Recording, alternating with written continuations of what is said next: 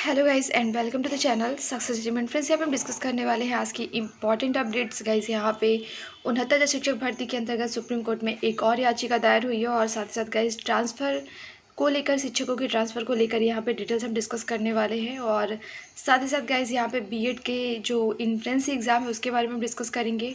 और साथ ही साथ पीसीएस रिज़ल्ट को लेकर अभ्यर्थी काफ़ी ज़्यादा यहाँ पे परेशान है, क्योंकि रिज़ल्ट जो है मेंस का वो काफ़ी विवादास्पद आया हुआ है। और साथ ही साथ गाइज 69 शिक्षक भर्ती के अंतर्गत यहाँ पे काफ़ी डिटेल्स हैं जिसको हम डिस्कस करने वाले हैं। सो गाइज, चैनल को अगर पहली बार विजिट कर रहे हो तो चैनल को सब्सक्राइब करिएगा, बेल आइकन को प्रेस करिएगा ताकि जो भी लेटेस्ट अपडेट्स हो आपको प्रोवाइड की जा सके। फ्रेंड्स, यहाँ पे 69 शिक्षक भर्ती के अंतर्गत सुप्रीम कोर्ट में एक और याचिका दायर हो चुकी है। यहाँ पे गाइस आप देख सकते हैं, यहाँ पे डिटेल्स दी गई हैं इस केस को लेकर। और यहाँ पे डायरी नंबर यहाँ पे दिया हुआ है, केस नंबर दिया हुआ है। और फ्रेंड्स, ये केस जो आपका सुना जाएगा वो 6 जुलाई को सुना जाएगा। फ्रेंड्स, इससे रिलेटेड डिटेल्स दी गई हैं। 6 तारीख को गाइस एक और यहाँ पे याचिका है जिसको लेकर सुप्रीम कोर्ट में हियरिंग होने वाली है।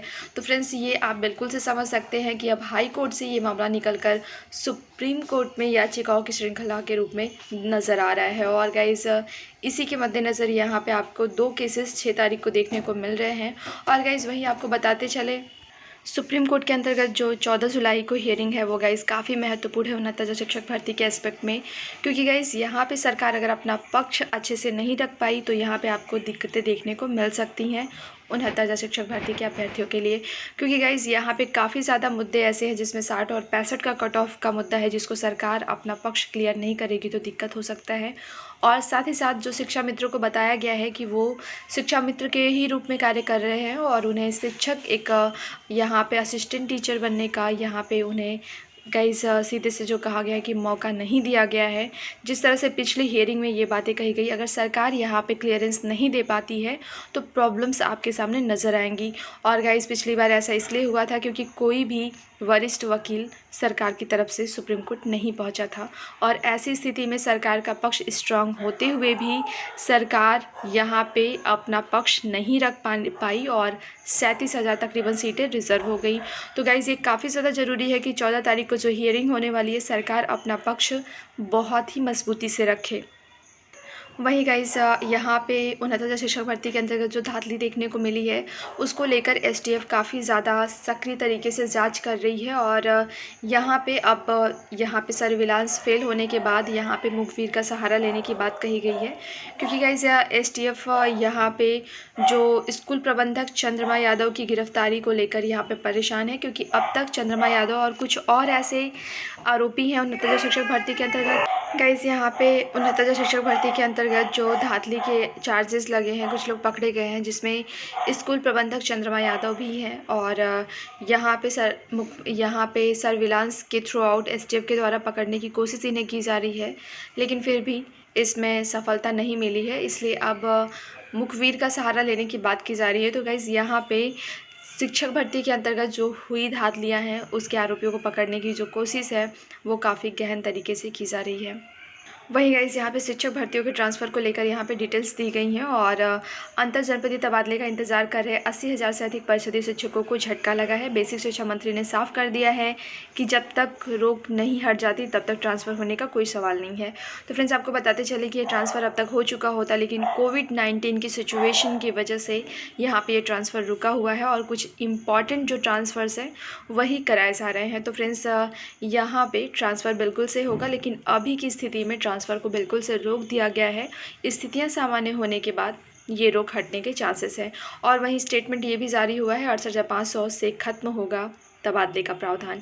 फ्रेंड्स, अभी कुछ कहा नहीं जा सकता, लेकिन अभी ये चीज़ सामने आ रही है कि बेसिक शिक्षा परिषद ने 68,500 सहायक अध्यापक भर्ती से अंतर जनपदीय तबादले का प्रावधान खत्म कर दिया है। शिक्षकों को स्पष्ट कर दिया है कि उन्हें कभी अंतर जनपदीय तबादले का लाभ नहीं मिलेगा। 69,000 भर्ती में भी तबादला नहीं करने का प्रावधान है। तो फ्रेंड्स, यहाँ पे अभी इससे रिलेटेड कोई डिटेल्स आपको प्रोवाइड कराई जाएगी। अभी इसके बारे में संशय बना हुआ है कि क्या ऐसी स्थितियाँ देखने को मिलेगी, क्योंकि गाइस, अभी ये स्थिति है कि कोविड-19 की सिचुएशन की वजह से ये जो शिक्षकों का तबादला होने वाला था उसे अभी रोक दिया गया है।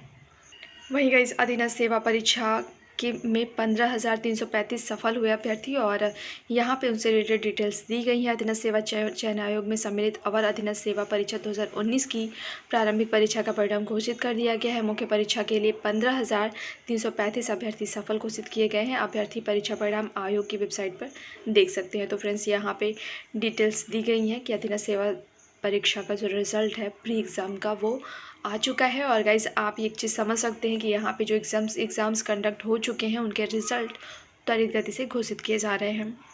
वहीं गाइज़, ये चीज़ बिल्कुल क्लियर होती जा रही है कि आपका बीएड का जो एंट्रेंस एग्ज़ाम है वो 29 जुलाई को होगा और इसको लेकर अगली डिटेल्स आ चुकी है। 29 जुलाई को 181 केंद्रों पर होगी बीएड प्रवेश परीक्षा और इसको लेकर यहाँ पे डिटेल्स दी गई हैं। प्रयागराज में 156 और प्रतापगढ़ में बनाए जाएंगे 15 परीक्षा केंद्र। कौशाम्बी और फतेहपुर में 5-5 केंद्रों पर होगी प्रवेश परीक्षा। गाइज़, इस परीक्षा को कंडक्ट भी कराना है क्योंकि काफ़ी ज़्यादा लेट हो चुका है। जुलाई से सत्र स्टार्ट हो चुके होते हैं और अभी तक इसका एंट्रेंस ही नहीं हो पाया है और इसके मद्देनज़र फ़िज़िकल डिस्टेंसिंग को मेंटेन रखते हुए ये एग्ज़ाम कराने के बारे में सोचा गया है और इसके लिए डेट जो है वो निर्धारित कर दी गई है 29 जुलाई। तो गाइज़, अपनी प्रिपरेशन को थोड़ा और स्ट्रॉन्ग कर दीजिए क्योंकि आपका एग्ज़ामिनेशन कंडक्ट कराने का डेट जो है वो यहाँ पे दे दिया गया है कि आपका 29 जुलाई को ये एग्ज़ाम कंडक्ट होगा।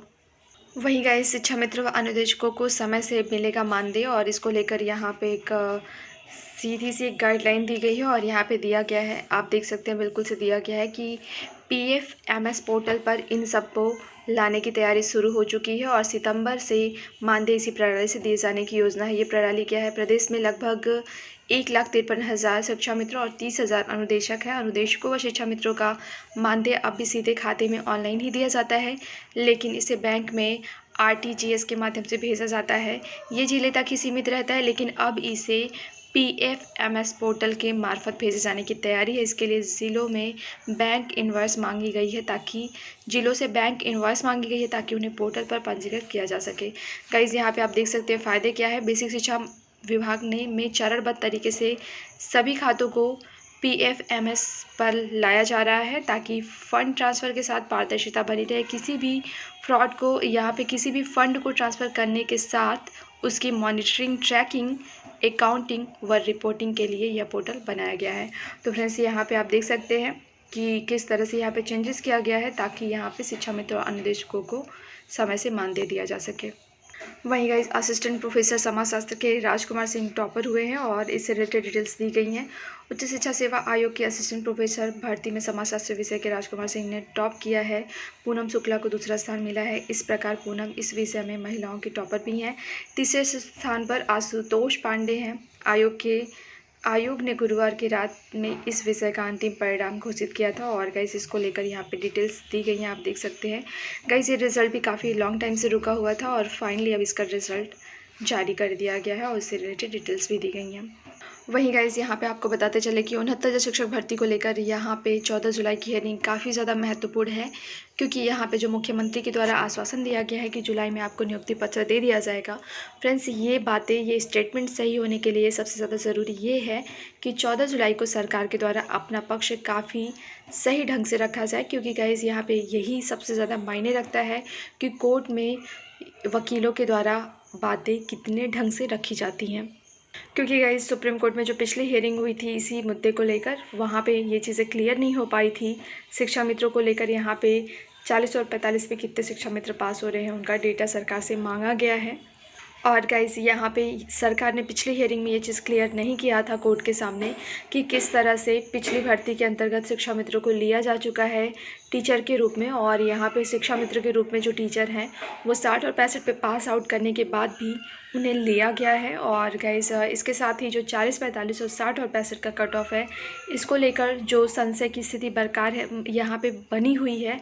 गाइस, उसको लेकर भी आप बिल्कुल से ये चीज़ क्रिटिकलिटी समझ में आ रही है कि एक ही भर्ती के अंतर्गत 2 कट ऑफ कैसे हो सकते हैं। तो गाइस, काफ़ी ऐसे मुद्दे हैं जिसमें सरकार को बिल्कुल से पारदर्शिता के साथ अपनी बातें कोर्ट में रखनी होगी और इन सारी चीज़ों के लिए ये काफ़ी ज़्यादा ज़रूरी है कि सरकार के द्वारा वरीयता प्राप्त वकील अर्थात वरिष्ठ वकीलों को भेजा जाए क्योंकि गाइस, यहाँ पे वकील अच्छे होंगे तो अपनी बातें वो बहुत ढंग से रख पाएंगे, और अभी इसी चीज़ की ज़रूरत है कि वकील अपनी बातें सुप्रीम कोर्ट के अंतर्गत रख सके। और इस तरह से सरकार अगर अपना पक्ष क्लियर नहीं कर पाती है तो यहाँ पे आपको परेशानियाँ देखने को मिल सकती हैं।